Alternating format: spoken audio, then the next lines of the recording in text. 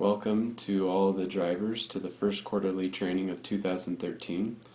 My name is Dale. I'm the Policy and Compliance Manager, and my topic for today is the DVIRs, also known as the Driver Vehicle Inspection Reports, that are to be filled out daily.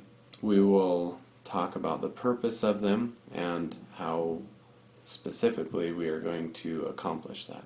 The purpose of the inspection reports that we fill out is to, first of all, make sure that a vehicle is never put on the road that is unsafe to be on the road, and second of all, to maintain the vehicles to be able to put them back on the road safely as soon as possible. And so we'll look at each of the portions of the inspection report during this video.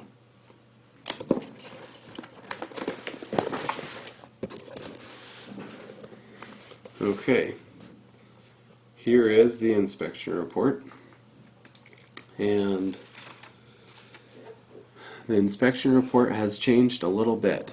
There are now two signatures for the drivers, and it's labeled here pre-trip inspection and post-trip inspection. So there are two signatures, which means you're going to do your pre-trip inspection and you will sign it, and then you will take it with you as documentation that you have done your pre-trip inspection. After that, you will do your post-trip inspection and sign it down here. So there are two signatures required. On the pre-trip inspection, you just make sure that the vehicle is safe to take on the road, and you check this box right here that says you don't detect anything that will affect the safety, and then you sign right here. Then you take it with you.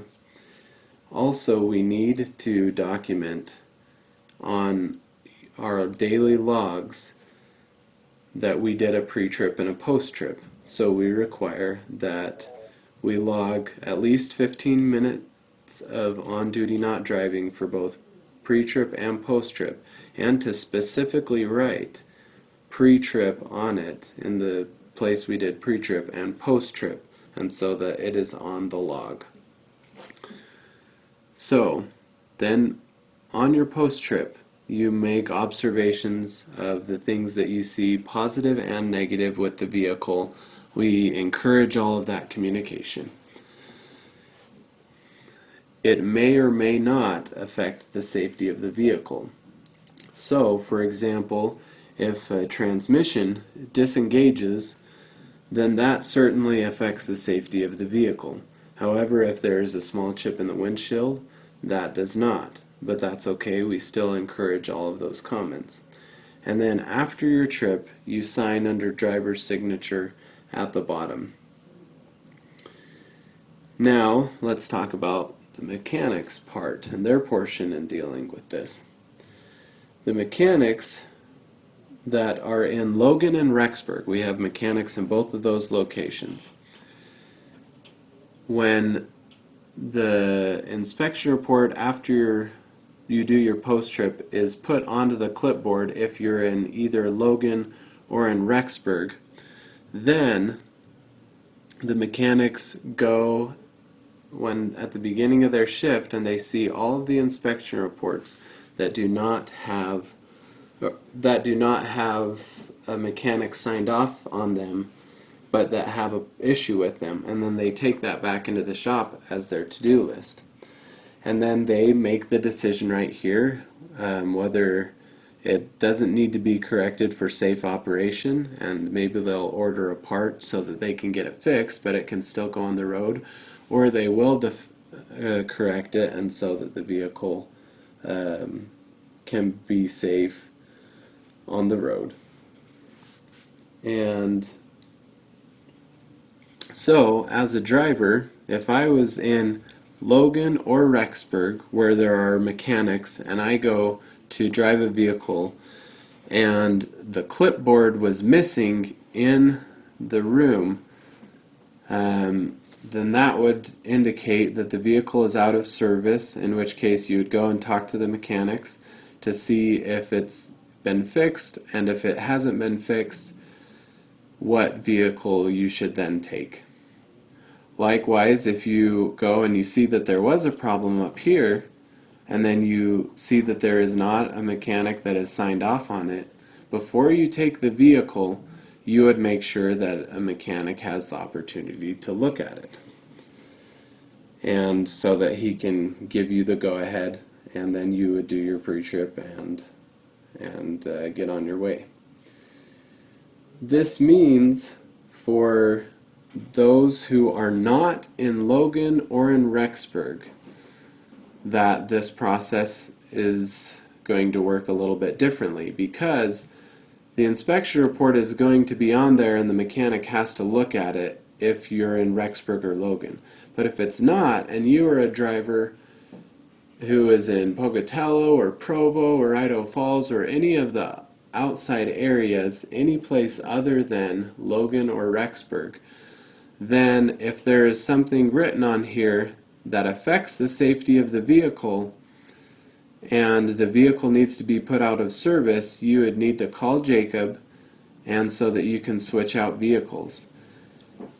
Otherwise, if you're not sure if it's a safety issue or not, if you have any mechanical questions, then you would call Wayne, and so that he can guide you to what steps you need to take and tell you, yes, that is illegal and a safety hazard, or that should be fine, or this is what you can do to correct it, and then let's look at it. So, as an outside driver, that is the responsibility that you have. If it is something that does not affect the safety of the vehicle, like a chip in the windshield, then that's okay. You can still take the vehicle, and then the same day or the next day the mechanics will have it, because that you will put the inspection report will be in your envelope, and they will be able to see what problems they have and say, well, it's due for service, or it's close, or maybe we ought to take a look at that because that is a little, maybe a concern for the future. Then that's the step that they will need to take. So, now let's talk about the next driver's signature. If there are when you do your post-trip, you're going to leave the inspection report in one of two locations. If you are in Rexburg or Logan, and you leave your vehicle in Rexburg or Logan, then you will put your inspection report on the clipboard of that vehicle. If you are anywhere else at all, leaving a vehicle anywhere else at all besides Rexburg or Logan, there are clips in all of the vehicles that say DVIR in them. For example, in the vans, to the right of the steering wheel, there is a little clip in the van and it says DVIR on it. Then you will leave your inspection report in that clip so that the next driver will have a chance to look at it and sign it, because we need that communication going back and forth from someone's experience previously and then to the next driver, so that he can make sure to look for the same problems or know that a mechanic is going to fix it. He should have been rescheduled, but again, he needs to see the communication. So if you are in Logan or Rexburg, you would come to the last inspection report and sign under next driver's signature only after seeing these comments and the comments that the mechanics made on the vehicle, and that it's good to go. Otherwise, if you are in a different location, you will put your post-trip inside of the clip. Then when the next driver comes, he will sign under next driver's signature to say that he received the communication. Then, after he signs under next driver's signature, he will put that in his envelope, and so that it can get back to the shop. And then he will do his pre-trip, go through his trip, sign his post-trip, and then leave it in the clip. And then his own report that he filled out will not go in until the next driver goes to drive it, sees it, signs off on it, and then puts that in his envelopes, so that we have that communication going back and forth. These inspection reports, again, are to be filled out every day, even if we are on a charter. Every single day fill out an inspection report, even if you have to sign your own under next driver's signature to say, hey, I did this post-trip and I signify that I'm aware of these things before I did my pre-trip and before I went on my way, and I did my duty to make sure that the vehicle was safe. Please put your name in the name box when you reach the end of this video, as well as any questions or comments that you have, put them in there. But also please write your name and write attended in the box, and so that we can write each of you down for your quarterly training. We thank you for watching this portion, and next you'll have the opportunity to listen to Mike. If you have any questions, again, please submit them or let me know. Thank you. Good morning, drivers. Just a couple of housekeeping points on safety. First, we want to talk about the smart drive cameras in the vehicles. Number one, the drivers need to do when you climb into a vehicle that has a camera, you need to put in your last 4 digits of your Social Security number and the check mark. If you do that, then it helps out big time in reviewing the videos, and we know who the drivers are, and we don't have to go back to the schedule and find out who the drivers were at that time. And so remember, put in your last 4 digits of your Social Security number, and then put the check mark, and then you start your run. Some of the safety issues on driving that we're seeing on the video cameras. First, the stop signs. At all stop signs and all red lights, you have to make a complete stop. At the stop signs, you have to make a complete stop in back of the stop sign before you proceed, or the stop line. Anytime that you are moving past that stop sign or at a red light, that is not stopping, and you can be cited for that. And so we are getting dinged on that on the camera, and so make sure that you stop at all stop signs and lights.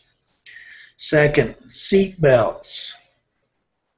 As you all know, because you're professional commercial motor vehicle drivers, that you have to have a seat belt on all the time that the vehicle is moving. And so it doesn't count if you're going 2 or 3 miles an hour down the road and you don't have a seat belt on. You have to have the seat belt on before the vehicle moves, and you cannot take it off until the vehicle is stopped. That's a violation of the law, and we're seeing way too many times that that is happening. And so remember to wear your seat belt. And also, in the vehicles that seat belts are provided, we want each and every driver to mention to all the passengers that they need to wear a seat belt. It's for their safety. And so the seat belt is provided for them to wear. And again, the reason it's the law is because it has been proven that seat belts saves lives. And it keeps you in the seat. And so make sure that your passengers have seat belts on also. On the smart drive cameras, there are 3 most common items that happen. Again, remember, seat belts, stop signs, railroad crossings. And last but not least, driving in the winter. The National Safety Council says that you are 36% more likely to be in a traffic accident in January than July. It's pretty obvious when you look at the road sometimes and the way the weather is. And so, because of the increased likelihood of an accident, we must prepare ourselves and the vehicles that we're traveling in for winter hazards. So the basic bottom line is slow down. Because of the roads, weather conditions, all you got to do is decrease your speed.